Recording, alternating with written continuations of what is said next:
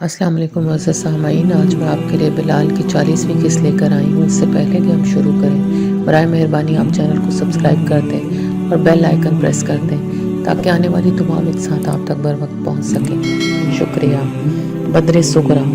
اے دشمن خدا، ہم انشاءاللہ ضرور آئندہ سال بدر کے میدان میں تیرا انتظار کریں گے۔ پیغمبر اسلام صلی اللہ علیہ وسلم کا یہ اعلان جو انہوں نے احد میں ابو سفیان کا چیلنج قبول کرتے ہوئے میری زبانی ابو سفیان کو سنایا تھا، ہمیں بھی یاد تھا۔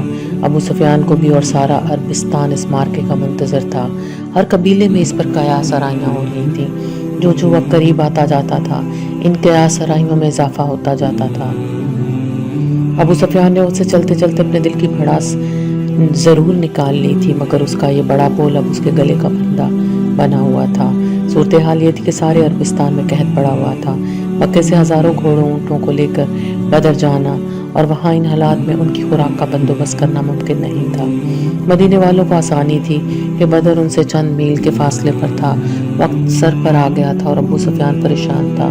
چیلنج اس نے خود دیا تھا اور وقت مقررہ پر اگر وہ اپنی فوج کو لے کر بدر نہ پہنچا اور مدینے والے پہنچ گئے تو سارے عرب میں اس کی ساکھ ہمیشہ کے لیے ختم ہو جائے گی۔ قریش کا منہ کالا ہو جائے گا۔ وہ اور سہیل بن عمرو کئی دفعہ سر جوڑ کر بیٹھے، مگر مسئلہ حل طلب ہی رہا۔ سوچ سوچ کر دونوں نے فیصلہ کیا کہ اپنے مشترک دوست نعیم بن مسعود کو راز میں لیا جائے۔ بنو غطفان کا یہ مرنج شخص جوڑ توڑ کا ماہر تھا۔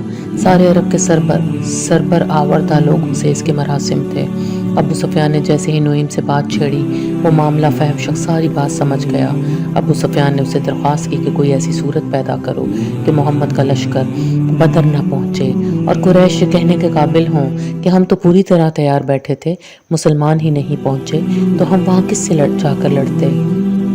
اس طرح تمام ذمہ داری مدینے والوں پر پڑ جائے گی اور قریش سرخرو ہو جائیں گے۔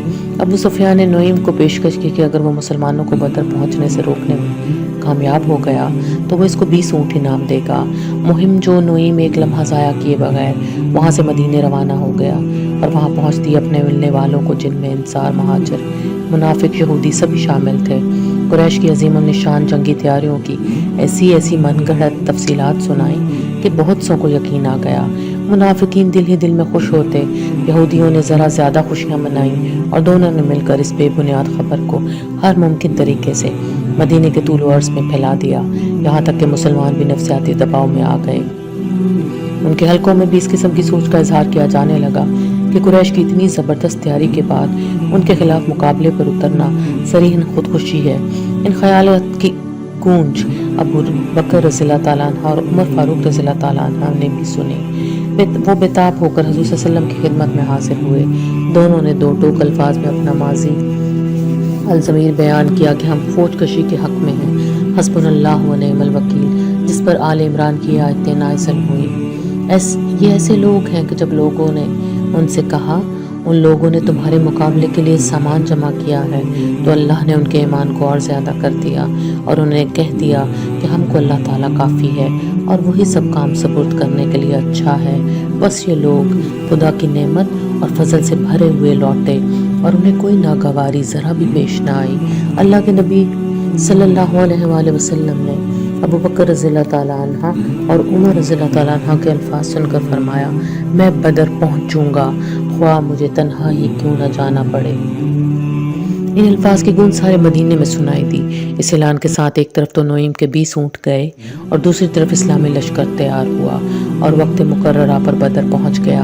بات سنبھالنے کے لیے ابو سفیان بھی کچھ فوج لے کر مکے سے نکلا، مگر 1-2 دن ادھر ادھر گھوم کر واپس آ گیا اور مکے پہنچ کر اعلان کروا دیا کہ ہم تو گئے تھے، مدینے والے ہی نہیں آئے۔ ایسے معاملات میں حقیقت کب چھپی رہتی ہے؟ سارے عرب میں ابو سفیان کی تھو تھو ہو گئی۔ صفوان تو سارے مکے میں کہتا پھرتا تھا کہ یہ سب کچھ ابو سفیان اور محض ابو سفیان کا ہی کیا دھرا ہے۔ اس سے ایسی عاقبت نہ اندیشی کی توقع نہیں تھی۔ ضرورت کیا پڑی تھی اسے احد کی کامیابی کے بعد اس قسم کے چیلنج دینے کی؟